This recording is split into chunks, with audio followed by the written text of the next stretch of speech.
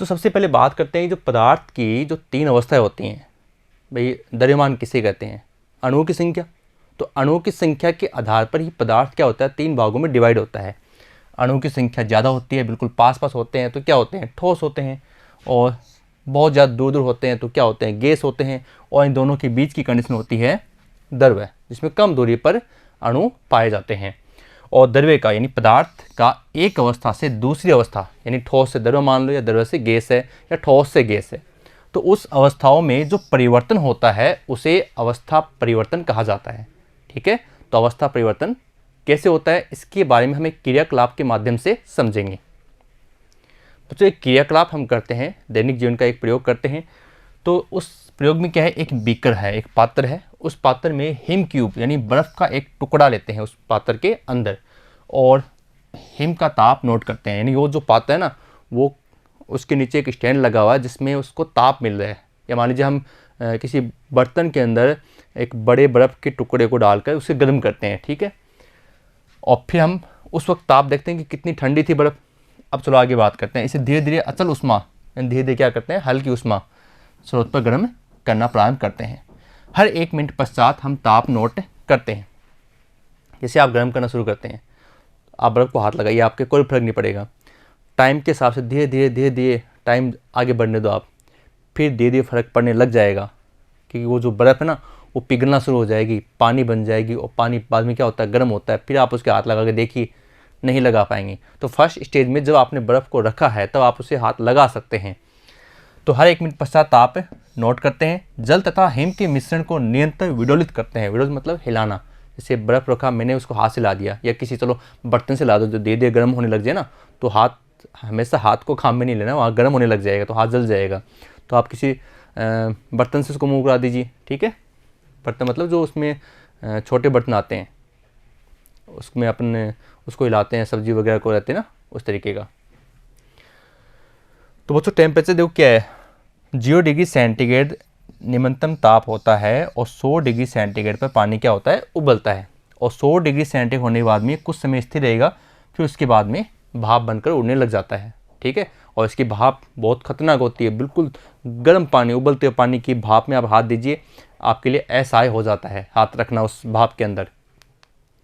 तो बच्चों इस ग्राफ में जो बात है वो है कि जब तक बीकर में हिम है, बर्फ़ है, तब तक ताप में कोई परिवर्तन नहीं होगा। यानी बर्फ़ का टुकड़ा जब तक पिघलना शुरू नहीं करेगा तब तक आप उस बर्फ़ को आसानी से हाथ लगा सकते हैं। इस प्रक्रिया में निकाय को उष्मा देने पर भी ताप में कोई परिवर्तन नहीं होता है। यानी उस बर्फ़ का टुकड़े को कुछ समय तक तो कोई फर्क नहीं पड़ने वाला है। तापमान दे रहे हैं आपने कंटिन्यू उसको हल्की आंच या जो तापमान है, आग है, वो उसको आप दे रहे हो, लेकिन उसमें कोई फ़र्क नहीं हो रहा है।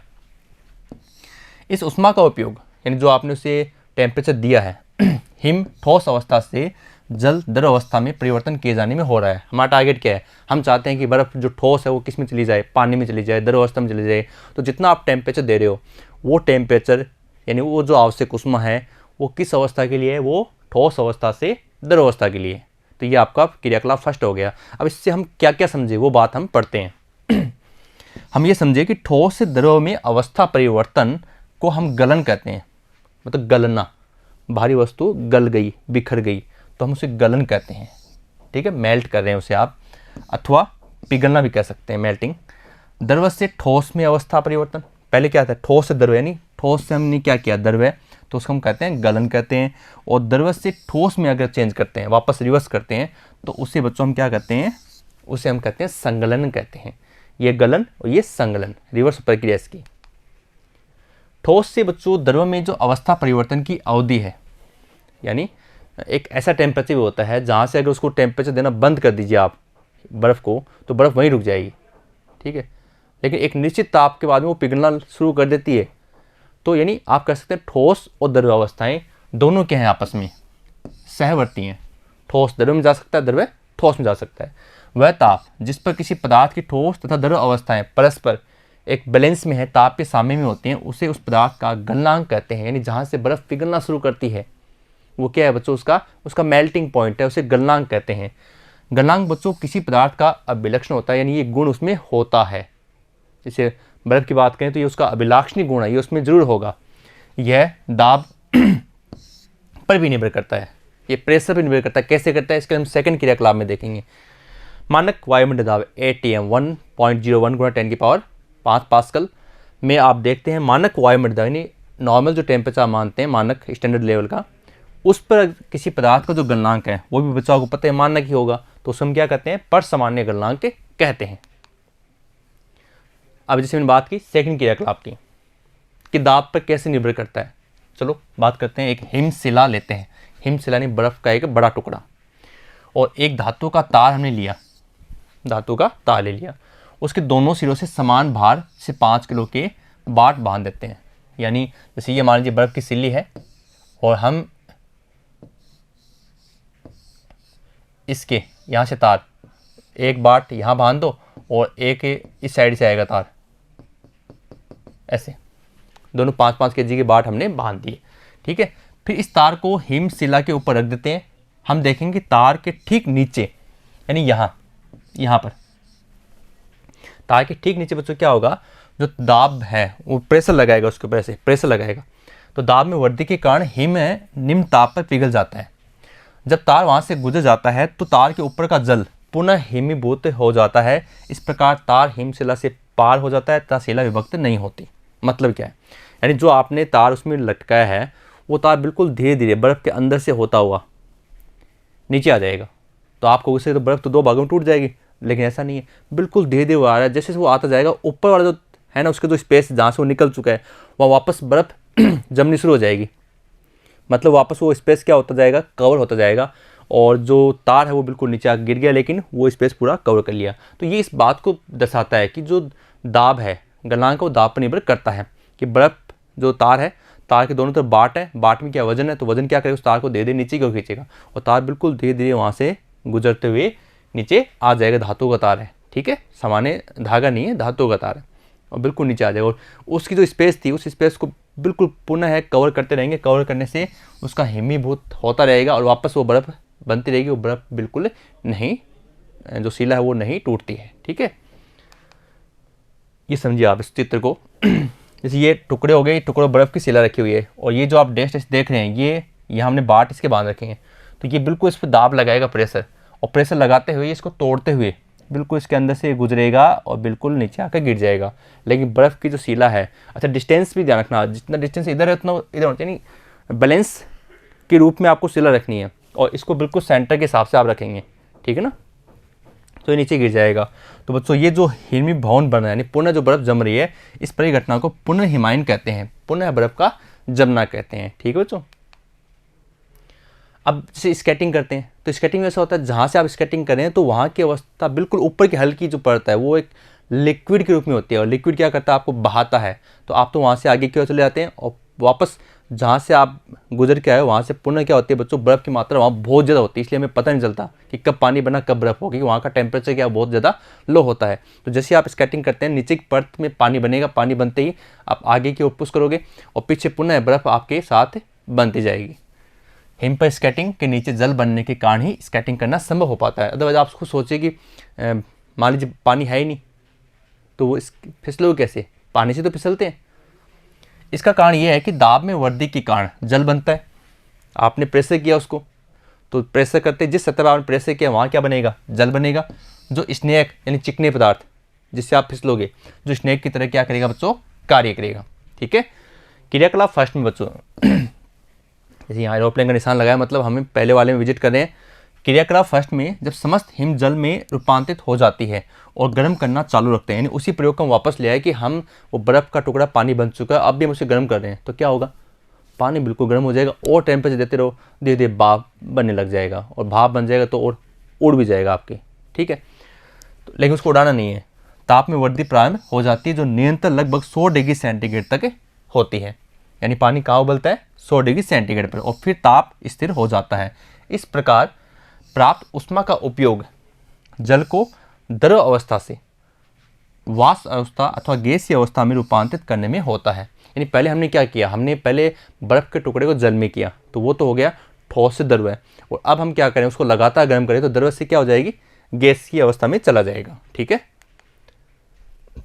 निष्कर्ष क्या है, निष्कर्ष है बच्चों, द्रव से वाष्प यानी गैस में अवस्था परिवर्तन को बच्चों हम कहते हैं वाष्पन। ठीक है। और ठोस से वाष्प में अवस्था परिवर्तन की अवधि में पदार्थ की दोनों अवस्थाएं, द्रव और गैस, इस बार द्रव और गैस हैं, ठोस से स्टार्ट हुए थे, लेकिन अब द्रव और गैस की बात करें वो ताप के साम्य में सहवर्ती होते हैं, यानी द्रव से गैस और गैस से द्रव। और वह ताप जिस पर किसी पदार्थ की द्रव और वाष्प यानी गैस अवस्था दोनों क्या होती हैं, ताप के साम्य में होती हैं, परस्पर सहवर्ती होती हैं, जुड़ी होती हैं, उसे उस पदार्थ का क्या कहते हैं बच्चों, क्वथनांक, बॉइलिंग पॉइंट कहते हैं कि कहाँ वो उबल रहा है। ठीक है, लो बच्चों एक और क्रियाकलाप है, और इस क्रियाकलाप में हम क्या करेंगे, एक गोल पेंदे का फ्लास्क है, गोल पेंदे का फ्लास्क है। ठीक है, उस फ्लास्क में आधे भाग में पानी भरा हुआ है, और उस फ्लास्क के अंदर 2 छिद्र हैं, उन छिद्रों में से एक में तो तापमापी लगा हुआ है, ठीक है, और एक में भाप निकालने का द्वार है जिसके ऊपर कॉर्क लगा हुआ है। हम भाप निकाल लें, लेकिन वहाँ से भाप निकलने के लिए हमने एक नाली छोड़ रखी है ऊपर की, उस पर कॉर्क का ढक्कन लगा रखा है। ठीक है, और फ्लास्क को बर्नर के ऊपर रखते हैं, बर्नर नहीं, जिससे हमें आग प्राप्त होगी, तापमान प्राप्त होगा। अब जैसे जल गर्म होता है बच्चों, तब वायु जो जल के अंदर थी, जल में विलीन थी, वो छोटे छोटे बुलबुलों के रूप में बाहर आती है। नहीं, पानी में भी क्या थी, वायु थी, स्पेस थी अंदर, वो क्या होगी, बाहर आएगी। तत्पश्चात भाप के बुलबुले फ्लास्क के तली पर बनते हैं, यानी पहले वो पानी शांत रहेगा, फिर धीरे धीरे आप उसको गर्म करते जाओगे तो कुछ बुलबुले उसमें बाहर निकलेंगे, जो वायु थी उसमें बाहर निकल जाएगी, फिर उसमें उसको आप गर्म करते जाइए, तब उसमें भाप निकलेगी। लेकिन जैसे ही वो शीर्ष भाग के पास के शीतल जल की ओर ऊपर उठते हैं, शीर्ष भाग जो ऊपर की ओर ठंडा है, तो वहाँ क्या होते हैं, संघनित होकर अदृश्य हो जाते हैं। यानी बुलबुले जो भाप आप देखते हैं कि नीचे से आपको हल्का लगेगा कि भाई उसमें से कुछ ऊपर की ओर जा रहा है, बिल्कुल छोटे छोटे बिंदु से आपके ऊपर की ओर जाएंगे, आप देखना। या चलो मैं आपको एक और एग्जांपल देता हूँ, हम जैसे पानी गर्म करते हैं और पानी की रोड लगी होती है अंदर, तो आप बिल्कुल हाथ नहीं लगाना है, बिल्कुल रोड के पास ऊपर से देखिए, आपको बिल्कुल छोटे छोटे बुलबुले दिखाई देंगे जो ऊपर की ओर आ रहे हैं, लेकिन ऊपर की सतह पर वो दिखाई नहीं दे रहे हैं।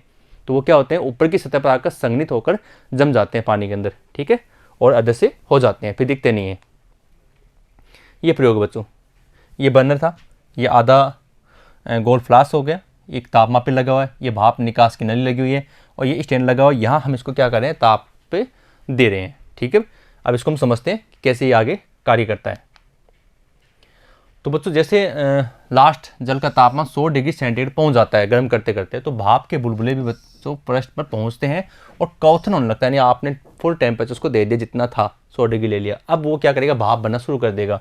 तो फ्लास्क के भीतर भाप दिखाई नहीं देती है, परंतु जैसे ही फ्लास्क से बाहर निकलती है, ये जल की अत्यंत छोटी बूंदों के रूप में संघनित होकर धुंध के रूप में प्रकट होती है। धीरे धीरे क्या होता है, फ्लास्क में एक धुंध आने लग जाती है, कोहरा आने लग जाता है, जो इस बात का सबूत है कि अंदर भाप बन रही है, क्योंकि ऊपर तो आपने ढक्कन लगा रखा है। अब यदि कुछ सेकंडों तक भाप निकास को बंद कर देने पर फ्लास्क में दाब में वृद्धि होने से क्वथन रुक जाता है। सॉरी, जो ढक्कन था उसमें भाप, अब ढक्कन लगा हुआ है, यानी भाप निकल रही है उस नाली से, तो आप देखना उस नाली में क्या होगी, औस यानी कोहरा से जम जाएगा। ठीक है, और अब उसे अगर हम बंद कर दें तो ये जो क्वथन की प्रक्रिया बच्चों रुक जाएगी, क्योंकि 100 डिग्री सेंटीग्रेड पर वो तापमान क्या हो जाएगा, स्थिर हो जाएगा। जल में क्वथन प्रक्रिया पुनः आरंभ होने तक जल के ताप में वृद्धि करने के लिए और उष्मा की आवश्यकता होती है। इस प्रकार दाब में वृद्धि के साथ क्वथनांक में बच्चों क्या होती है, वृद्धि होती है। यानी हमने उसको बंद कर दिया, बंद करते अंदर क्या बनेगा, प्रेशर बनेगा, प्रेशर यानी दाब बनेगा, और दाब में वृद्धि हो रही है अंदर, तो क्वथनांक में क्या हो जाएगी, वृद्धि हो जाएगी। इसका एग्जाम्पल मैं आपको आगे दूंगा, कुकर खाने के लिए, जो हम खाना बनाते हैं कई बार तो कुकर काम में लेते हैं, तो उसका एग्जाम्पल आगे दूंगे इसमें। फ्लास्क को पूर्ण रूप से बंद कर उल्टा कर, अब वो बर्नर हटा देना, 80 डिग्री सेंटीग्रेड तक ठंडा होने देते हैं। भाई 100 डिग्री सेंटीग्रेड गर्म हुआ था, अब उसको 80 डिग्री सेंटीग्रेड तक ठंडा होने दो। तब फ्लास्क के बर्नर आपने हटा दिया है, तो भीतर की जलवाष्प संघनित होकर फ्लास्क के भीतर जल के पृष्ठ पर दाब को कम कर देती है। अब आप ठंडा करते जाइए, तो ठंडा करने से क्या होगा, दाब कम हो जाएगा। दाब कम हो जाएगा तो अब निम्न ताप पर जल में पुनः क्वथन आरंभ हो जाता है। इस प्रकार दाब में कमी होने पर क्वथनांक क्या होता है बच्चों, घट जाता है। इसका भी एग्जाम्पल आपको अभी इसी वीडियो में आपको आगे मिलेगा। निष्कर्ष में अब वो एग्जाम्पल जिसकी मैं बात करता, अब समझेंगे इसको। जैसे पहले देखो, जल की क्वथन प्रक्रिया के कारण पहाड़ी क्षेत्रों में भोजन पकाना कठिन होता है। पहाड़ी क्षेत्र की बात करें, क्यों, क्योंकि उच्च क्षेत्रों में बच्चों क्या होता है, दाब क्या होता है बच्चों, कम होता है, दाब कम होता है, तो जिसके कारण वहाँ पर समुद्र तट की तुलना में जल का क्वथनांक क्या होता है बच्चों, कम हो जाता है। यानी क्वथनांक मतलब उबलना। तो पहाड़ी क्षेत्र में भोजन पकाना क्या होता है बच्चों, कठिन हो जाता है। क्यों हो जाता है, क्योंकि वहाँ दाब कम है, और दाब कम होने से जो क्वथनांक वो भी क्या हो गया, कम हो गया। ठीक है, तो वाष्पन की क्रिया क्या होती है वहाँ कम होती है। और दूसरा दाब, कुकर के भीतर दाब में वृद्धि करके क्वथनांक बढ़ाया जाता है। जैसे हमें खाना जल्दी पकाना तो हम क्या करते हैं, कुकर में बंद करते हैं, या चलो आप किसी वस्तु गर्म करें उसके ऊपर ढक्कन लगा दो, तो ढक्कन लगाने से क्या वो रुक गया ना, अब रुकने से अंदर क्या बनेगा, दाब बनेगा। तो दाब के साथ उसके उबलने की जो प्रक्रिया है वो भी क्या होगी, दाब बढ़ेगा, तो उबलने की प्रक्रिया का टेम्परेचर वो भी मतलब क्वथनांक क्या होगा बच्चों, बढ़ेगा। और क्वथनांक बढ़ेगा तो भोजन पकने की जो क्रिया है वो बहुत ज़्यादा तेज हो जाती है। मानक वायुमंडलीय दाब 1 atm एटमॉस्फेयर पर। किसी पदार्थ में क्वथनांक को बच्चों हम क्या कहते हैं, परसामान्य क्वथनांक कहते हैं। ठीक है। अब बच्चों बात करते हैं एक ऐसी अवस्था की जो बिल्कुल इंटरेस्टिंग है। जैसे कपूर की गोली होती है, कपूर की गोलियां आपने देखा है हम स्पेशली कपड़ों में रखते हैं, कपड़ों के अंदर रख देते हैं, उसमें एक अलग प्रकार की स्मेल आती है, और हम ये कहते हैं कि जो छोटे जो जीव जंतु होते हैं वो उनके अंदर कपड़ों में नहीं घुसते हैं, उसकी स्मेल से वो मर जाते हैं। कपूर की गोली को आप धूप में रख दीजिए, कपूर ठोस अवस्था में, ठीक है ना। अब कपूर की गोली ठोस अवस्था में आपने धूप में रख दिया, थोड़ी देर बाद आप देखेंगे वहाँ कुछ नहीं है। तो ऐसा नहीं हुआ कि कोई उसको उठा कर ले गया, ऐसा कुछ नहीं हुआ। एक्चुअली हुआ क्या, वो सीधे वहाँ से गैस अवस्था में चली गई। अब आप सोचोगे कि थोड़ा बहुत पानी तो वहाँ दिखाई देगा, नहीं, वो लिक्विड अवस्था में जाती नहीं है। तो इसका मतलब वो सीधी ठोस से कौन सी अवस्था में चली गई, गैसीय अवस्था में। किसकी सहायता से, ताप, धूप में रखा ना आपने, टेम्परेचर उसको मिला, तो टेम्परेचर मिलने से वो सीधा चले गए गैसीय अवस्था में। तो यानी कुछ पदार्थ ऐसे होते हैं जो ठोस अवस्था से सीधा गैसीय अवस्था में चले जाते हैं बिना द्रव अवस्था में गुजरे, यानी वहाँ आपको पानी का कोई निशान नहीं दिखाई देगा। ऐसी प्रक्रिया बच्चों क्या होती है, उद्रपातन होती है। चलो पढ़ते हैं इसके बारे में। कुछ पदार्थ ऐसे होते हैं जो ठोस अवस्था से सीधे गैसीय अवस्था में बिना द्रव में परिवर्तन हुए परिवर्तित हो जाते हैं, यानी बिना द्रव में परिवर्तित हुए वो आगे अपनी गैसीय अवस्था प्राप्त कर लेते हैं ठोस से। किसी पदार्थ का ठोस अवस्था से वाष्प गैस अवस्था में बिना द्रव अवस्था से गुजरे पहुंचना उद्रपातन कहलाता है, तथा ऐसे पदार्थ को बच्चों उद्रपातन पदार्थ कहते हैं। जैसे एग्जांपल ठोस CO2, शुष्क हम जिसे कहते हैं हम, आयोडीन है, कपूर है आदि, इसके एग्जाम्पल हैं। उद्रपातन की जो प्रक्रिया होती है उसमें जो बैलेंस होता है वो ठोस और गैस का होता है, द्रव अवस्था का मतलब ही नहीं है। ठोस और गैस दोनों अवस्थाएं बच्चों क्या होती हैं, आपस में तापीय साम्य में क्या होती हैं, सहवर्ती होते हैं, दोनों बैलेंस में होते हैं। ठोस से गैसीय अवस्था को ये प्राप्त कर लेती है। तो बच्चों इस वीडियो में हमने आज जाना कि अवस्था परिवर्तन क्या होता है और कैसे हम विभिन्न क्रियाकलापों से हम इसे प्रैक्टिकली कर भी सकते हैं। ठीक है बच्चों, अब हम इसमें ये पढ़ेंगे कि जो अवस्था परिवर्तन होता है इसमें जो आवश्यक ऊष्मा है, जैसे मैंने आपको एक पिछले वीडियो में बताया भी था कि जब हम अवस्था परिवर्तित करते हैं तो उसमें एक शब्द आया था MILI, और मैंने नीचे लिखा था बर्फ़ के गलन की गुप्त ऊष्मा, और ये भी कहा था कि इसको हम आगे वीडियो में पढ़ेंगे। तो ये जो आवश्यक ऊष्मा है जिससे अवस्था परिवर्तन होता है उसके बारे में बच्चों हम जानेंगे, और इसके लिए हम पढ़ेंगे अगले वीडियो में कि ये गुप्त ऊष्मा क्या होती है। तो बच्चों मिलते हैं नेक्स्ट वीडियो में। धन्यवाद।